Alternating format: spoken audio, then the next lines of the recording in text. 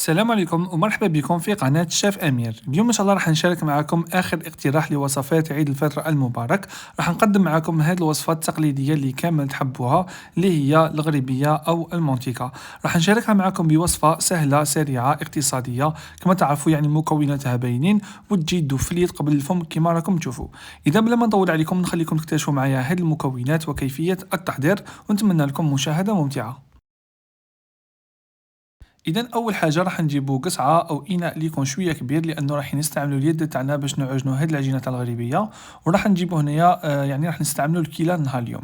راح نستعمل هاد الكيلة اللي جاية شوية كبيرة، نتوما تقدروا أنكم تستعملو كيلة اللي تكون صغيرة. فواش راح ندير؟ راح نجيب هنا 3 كيلات تاع فرينة أو دقيق أبيض، ونغربلهم ونصفيهم مليح. بالنسبة للمكونات الجافة يعني لازم علينا نغربلوهم ونصفوهم في كامل الحلويات ولا المخبوزات اللي راح نديروهم، يعني هكذا باش نتخلصوا من كامل الشوائب، وايضا يعني نهووا الفرينة تاعنا والمكونات الجافة.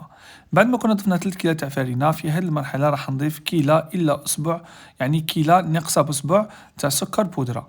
بالنسبة للسكر البودرة يعني حاولوا أنكم تغربلوه هو أيضا كما قلت لكم باش تخلصوا من كامل الشوائب. وهذه الكمية اللي عطيتها لكم نهار اليوم، يعني الكيلة المستعملة راح تخرج لكم كمية كبيرة، حوالي 45 حبة تاع غريبية.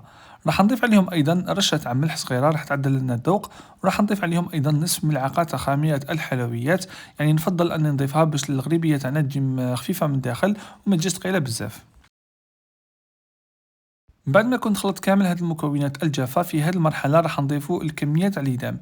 بالنسبة للإيدام راح نستعمل هنا المارغرين، أنا دائما نستعمل المارغرين تاع ماني كما تعرفوا، يعني تعطيني نتيجة بزاف هايلة في الحلويات.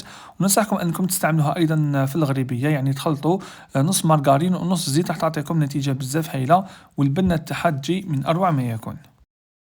إذا كيما راكم تشاهدوا راح نجيب نفس الكيلة اللي كنت عبرت بها الفرينة والسكر البودرة، راح نضيف فيها 2 مغارف كبار تاع مارغرين، ندوبهم في الميكرو اوند لكن ما تدوبوهمش بزاف حتى يولوا سخونين، لازم عليهم يكونوا باردين كيما راكم تشاهدوا. وراح نضيف يعني نصف الكمية بالزيت. تقدروا أنكم تستعملوا أيضا يعني كامل الكمية هذه مارغرين، لكن نفضل أنكم تخلطوا ما بين المارغرين والزيت كيما راكم تشاهدوا.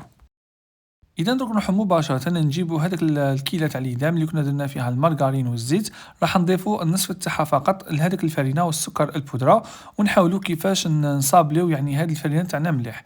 كيما راكم تشوفوا يعني خلطوا كأول مرحلة باستعمال اليد هكذا كيما راكم تشاهدوا، ومن بعد راح نستعملوا أيضا اليد الثانية، ونحاولوا كيفاش ندخلو هذاك الإيدام مليح مع الزبدة كيما راكم تشاهدوا.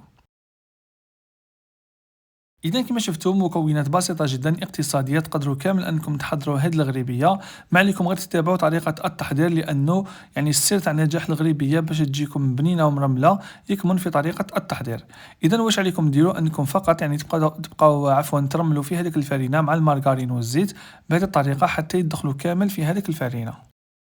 بعد ما نكملو راح نجيبو النصف الثاني اللي بقى لنا من الكيلة تاع الليدام ونضيفوه لهذيك الفرينة، ونحاولوا كيفاش نكملو يعني نعجنو باستعمال اليدين أيضا هذاك المزيج. وبالنسبة لهذه العجينة يعني راح نضيفو لها أيضا كمية تاع زيت أخرى، لأنه هذا الليدام فقط راح نحتاجوه باش نلمو الفرينة تاعنا. وباش نتحصلوا على القوام المناسب تاع العجينة، واش راح ندير؟ راح نجيب يعني كاس إلا ربع تاع زيت، أنا استعملته كامل، نبقى نضيف فيه تدريجيا ونلم في هذاك العجين. كما قلت لكم أنا استعملت كمية كبيرة، نتوما تقدروا أنكم تنقصوا في المقادير. وانتم كما قلت لكم تقدروا انكم تستعملوا مثلا كيلة صغيرة هكذا باش ما تحصلوش على كمية كبيرة بزاف، وتتحصلوا يعني على نتيجة هائلة اذا اتبعتوا جميع المراحل والخطوات. نبداو نشكلوا هنا في الكرية تاعنا، وكما راكم تشوفوا يعني تتشكل معنا كرية، لكن ماشي حكمة روحها راح تتفتت معكم بكل سهولة. فواش راح نديروا؟ راح نضيفوا الكمية المتبقية تاع الزيت تدريجيا، ونبقاو نعجنوا في هذاك العجين حتى نتحصلوا على القوام المناسب في الأخير. إذا بعد ما ضفنا الكمية اللازمة تاع الزيت وعجننا العجينة تاعنا، راح نتحصلوا على هذا القوام في الأخير، يعني تتشكل معكم كرية بكل سهولة. لكن حاولوا أنكم ما تضيفوش كمية كبيرة تاع الإيدام هكذا باش ما تجيكمش كما العجينة تاع الصابلي، يعني لازم تجي شوية حكمة روحها العجينة. دروك واش نديرو؟ نروحو مباشرة نجيبو صينية اللي يكون فيها ورقة طهي، وهنايا الفرن تاعي راني مشعلو يعني يسخن مسبقا على 180 درجة. إذا عندكم المروحة شعلوا له المروحة، إذا ما عندكمش يعني شوفوا نتوما كيفاش موالف طيبوا في الفرن تاعكم، كل وحدة والفرن تاعها. راح نجيب هنايا كرية من العجين نوزنها في الميزان، وانتم تقدروا انكم تستغناو على الميزان وديروا عينكم ميزانكم. انا فقط يعني نفضل انه الحبات يخرجوا لي كامل قياس واحد. نشكلهم على شكل كريات بهذه الطريقة كيما راكم تشاهدوا، ونحطوهم في الصينية.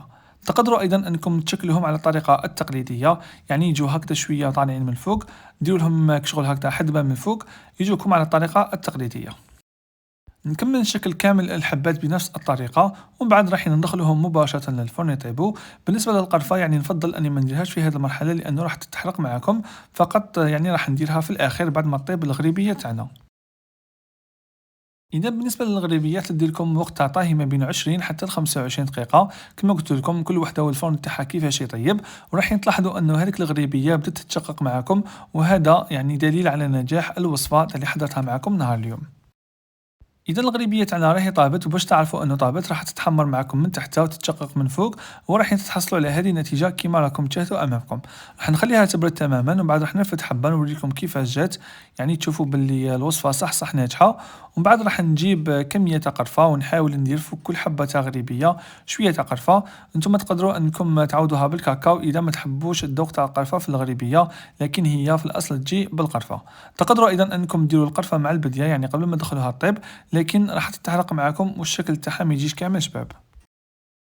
إذا راح نكمل نزين كامل الحبات ونقدمهم، وهذه الوصفة تاع نهار اليوم وصفة سهلة بسيطة. كما تعرفوا يعني الوصفات التقليدية دائما يجوا هكذا ساهلين ويجوا بزاف بنان، فننصحكم أنكم تجربوا هذه الوصفة اللي شاركتها معكم نهار اليوم، وصفة ناجحة 100%. ما بقى لي غير نقول لكم تعيدوا بالصحة إن شاء الله، صحة عيدكم. كانت هذه آخر وصفة لوصفات عيد الفطر المبارك، نلتقي إن شاء الله في وصفات أخرى، مع السلامة.